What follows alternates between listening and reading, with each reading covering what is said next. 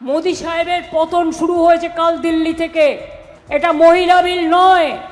মহিলা বিলের জন্য আমি 98 সাল থেকে লড়াই করছি। গদি মিডিয়াকে দিয়ে মিথ্যে কথা বলেছে। এই বিলের মধ্যে নিয়ে এসেছিল দেশকে ভাগ করার কথা, বাংলাকে ভাগ করা সহ সব রাজ্যকে ভাগ করার কথা। 541টা কেন্দ্রে উনি জিততে পারবেন না, তাই 850টা কেন্দ্র করার জন্য এটা ছিল পেছনের গেম, মেঘের পেছনে মেঘের আড়াল। তাই কালকে আমি ইলেকশন থাকা সত্ত্বেও আমার 21 জন এমপিকে পাঠিয়েছিলাম।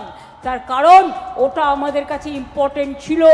দেশ ভাগ করতে আমরা দেব না, এবং বঙ্গ ভাগ করতে আমরা দেব না, রাজ্য ভাগ করতে আমরা দেব না। মোদী সরকার কাল হেরে গেছে। মহিলা দেখাচ্ছে নামায়। 98 সাল থেকে লড়ছি। 50% রিজার্ভেশন আমরা পঞ্চায়েতে দিয়েছি, মহিলাদের 50% দিয়েছি মিউনিসিপ্যালিটিতে।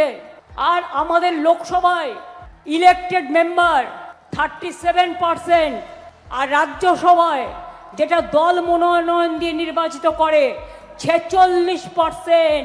মোদিজি, আপনাদের কান মোলা খাওয়া উচিত। আপনারা মেয়েদের সমর্থন করেন না, মেয়েদের দেন না।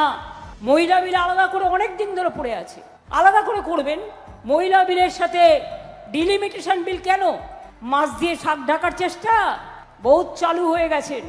অত্যাচার করতে করতে, উদ্ধত করতে করতে সীমানার শেষ প্রান্তে এসে দাঁড়িয়েছেন।